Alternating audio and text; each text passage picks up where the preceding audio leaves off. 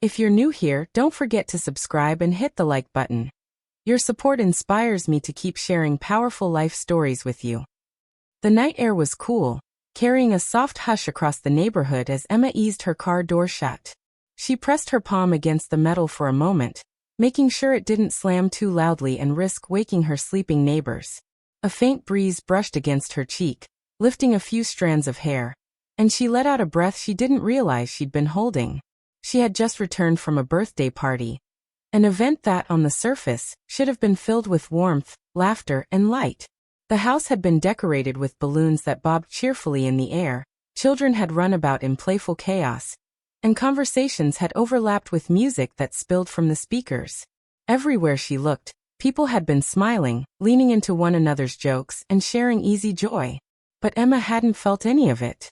To her, the entire evening had felt like moving through a film set, bright lights, loud voices, and cheerful performances, while she herself had been a shadow slipping through the backdrop. She had smiled when people expected her to, laughed politely when someone cracked a joke, and nodded at conversations she had no interest in. It wasn't that the party was unpleasant, it was that the joy belonged to everyone else, not her. As she walked up the short stone pathway to her front door, her heels crunching softly against the gravel, Emma felt a weight settle onto her shoulders. The kind of heaviness that didn't come from physical exhaustion, but from something much deeper, something inside her bones. She paused briefly, glanced at the quiet row of houses on either side, then unlocked her front door and slipped inside. The house greeted her with stillness. The faint ticking of the wall clock was the only sound that met her ears. She dropped her purse gently onto the entryway table, slipped off her shoes, and rolled her neck slowly as if trying to loosen an invisible knot. The faint scent of lavender reached her nose, the lingering trace of the candle she had lit before leaving. For a brief second, she closed her eyes. Home. Her sanctuary. And yet, tonight it felt different. Not comforting, not welcoming. Empty. Emma opened her eyes, and that's when she noticed him. Daniel. Her 17-year-old son was sitting on the living room couch. His posture wasn't his usual relaxed sprawl. Instead, he leaned forward, elbows pressed against his knees, his hands clasped tightly together as if holding onto something invisible. The glow of the nearby lamp cast shadows across his face, making him look older than his years, almost like a man carrying burdens too heavy for his youth. He didn't turn his head when she entered. His eyes remained fixed on the carpet beneath his feet, staring so intently it was as if the answers to unspoken questions were hidden in the weave of the fabric. Emma softened her expression, trying to ease the tension she felt immediately upon seeing him. "You're still awake," she said quietly, her voice carrying warmth, though her heart skipped a beat. Daniel wasn't the type to stay up this late, not without reason. He nodded once, his gaze never lifting. "I couldn't sleep." Emma slowly walked further inside, slipping her coat over the back of a chair as she moved closer to him. "You should try to rest. Tomorrow's a school day."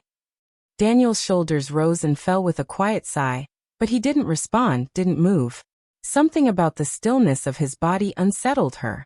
Most teenagers his age were restless bundles of energy, constantly moving, fidgeting, tapping, or checking their phones. But Daniel, tonight, was still. Too still. Emma lowered herself into the armchair across from him. She crossed her arms loosely, studying him in silence for a few moments. Finally, she spoke, her voice casual, almost as if she were trying to lighten the room. "The party was nice," she said softly. "The decorations were beautiful. The kids seemed to enjoy themselves." Daniel lifted his head for the first time. And when his dark eyes met hers, Emma felt as though he could see straight through her. "Did you have fun, Mom?" he asked. His tone wasn't sharp, not outright confrontational, but beneath the calm was an edge that pricked at her heart. Emma blinked, momentarily caught off guard. It was such a simple question, ordinary, harmless even.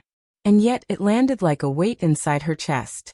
She hesitated before offering a nod. "It was fine," she answered. Just one word, safe and neutral. Fine. A word she had leaned on far too many times in her life. Daniel didn't look convinced. His gaze lingered, searching her face as though trying to pull the truth from her features. Emma looked away, her eyes falling to the curtains partially drawn across the window. Outside, The night stretched dark and starless. Even the moon seemed to be hiding. You don't sound like it was fun, Daniel murmured. Her lips parted, but no words came. He was right. She hadn't enjoyed herself. Not really. She had laughed at jokes that didn't amuse her, smiled at couples holding hands while feeling a sharp hollow ache deep in her chest, and engaged in small talk that felt like drowning in shallow water. The truth was, she had been relieved when the party ended, relieved when she could finally slip away from the noise and return to her quiet home. But how could she tell him that? She was his mother. She was supposed to be the one who was steady, who smiled easily, who made everything feel safe. She wasn't supposed to let him see her loneliness. So she forced another smile, the kind that didn't reach her eyes. I guess I was just tired, she said softly. Too much talking. Too many people. Daniel leaned back slowly against the couch, his silence pressing heavier into the room. Emma tried again, shifting the subject. How was your evening? Did you eat dinner? I ate, he replied after a moment, his voice low. Then after a pause he added, I waited for you. Emma's heart fluttered at the words. Her brows furrowed slightly. Waited for me? Why? Daniel's fingers tightened together. His lips pressed into a thin line, and for a long moment he said nothing. Emma leaned forward, her voice gentle. Daniel, what is it? His eyes lifted suddenly, locking with hers, and the intensity in them made her breath catch. I see things, Mom, he said finally. His voice was quiet but steady.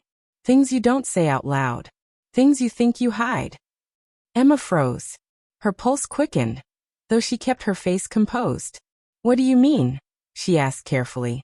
I see you, Daniel continued, his voice firm yet tinged with something softer. Concern maybe. I see the way you come home after being around people. You smile while you're out there, but when you're here, when you think no one is looking, your face changes. You look sad. Like you're carrying something heavy that you don't want anyone else to know about. Emma's throat tightened. His words were sharp, cutting straight through the armor she had spent years perfecting. She wanted to laugh it off, brush it aside, tell him he was imagining things. But deep down she knew he was right. Daniel, she whispered, but her voice cracked on his name. He leaned forward, his gaze unflinching. You're not happy, are you? The question hung between them like a blade suspended in the air, ready to fall. Emma's hands trembled slightly in her lap. For years, she had painted the picture of strength, smiling at friends, assuring neighbors, telling co-workers she was fine. But here, in her own living room, her son was peeling back every layer she had built. The clock ticked steadily on the wall. Its sound louder now, echoing through the silence between them. Emma sat motionless, her chest rising and falling unevenly, her thoughts racing faster than her heartbeat. Her son's words, fine isn't good enough. I want you to be happy, Dad, kept circling in her head like an unshakable refrain. For so many years, she had been the one holding Daniel together, comforting him when he was sick, sitting beside him during sleepless nights, showing up at his school plays, and cheering at his soccer games. She had been the steady hand, the anchor. She never imagined a day would come when the roles would feel reversed. Now it was Daniel looking at her as though she was the one who needed saving. Emma's lips trembled as she finally spoke. Daniel, you don't understand. You see pieces of me, but you don't see it all. Life has a way of teaching you to wear masks. To smile even when you're hurting. To keep going, even when you want to stop. Daniel shook his head slowly, his voice steady but filled with emotion. But why should you live like that? Why should you hide what you're really feeling? You're always the strong one, Mom, but even strong people get tired. Emma's eyes burned. She turned her face away, staring at the faint glow of the streetlight seeping through the curtains. Her voice was quieter now, almost a whisper. Because if I don't hide it, everything falls apart. And I can't let that happen. Not for you. Daniel leaned forward, his elbows back on his knees, his voice more insistent. But it is falling apart, Mom. You think I don't notice, but I do. I notice everything. I see it when you come home, when you sit at the kitchen table staring at nothing, when you lie awake at night. I hear the silence in this house, and it doesn't feel like peace. It feels like sadness. Emma's throat tightened so painfully she had to close her eyes for a moment. His words cut deeper than he realized.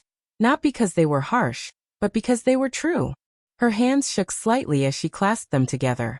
Daniel, I've been through things you don't know. Lost, disappointments, choices that changed everything. I thought I was doing the right thing. I thought if I smiled enough, if I kept moving forward, then maybe I could convince myself it was enough. That fine was enough. She paused, her voice breaking, and a tear finally slipped down her cheek. But you're right. It isn't. Daniel's chest rose sharply, as though he'd been holding his breath for her to say those words. His voice softened immediately. Then don't pretend anymore. Not with me. Please. Emma looked at him, really looked at him. Her son who was only 17, yet speaking with the weight of someone far older. His eyes, so full of concern, mirrored back the pain she had tried so hard to keep hidden. She gave a weak, shaky laugh, though there was no humor in it. When did you grow up, Daniel? When did you start seeing things so clearly? He didn't smile. His gaze stayed steady. I've always seen it, Mom. I just didn't know how to say it before. But I can't stay quiet anymore. Emma wiped at her face, her tears falling faster now despite her attempts to control them. Her voice was raw. I don't want you to see me like this. You're supposed to have a mother who's strong, who's unshakable. Not someone who breaks down in front of you. Daniel shook his head firmly. No. I don't need a perfect mother. I just need a real one. One who doesn't hide from me. The words struck her like lightning. Real, not perfect. She had spent so much of her life chasing perfection. Being the perfect parent, the perfect friend, the perfect neighbor. All while burying her own pain. And here was her son, asking her for something far simpler. Something she had denied him without realizing it. Emma covered her face with her hands, sobs breaking free despite her desperate attempt to contain them. The sound filled the quiet house, raw and unfiltered. Daniel stood quickly, his steps firm as he crossed the small space between them. Without hesitation, he sat beside her, placing a hand on her shoulder. It's okay, Mom, he whispered, his voice gentle, steady. You don't have to do this alone. Not anymore. Emma shook her head into her palms. I don't want you to carry this, Daniel. It's not your burden. You're too young. You deserve to just be a kid.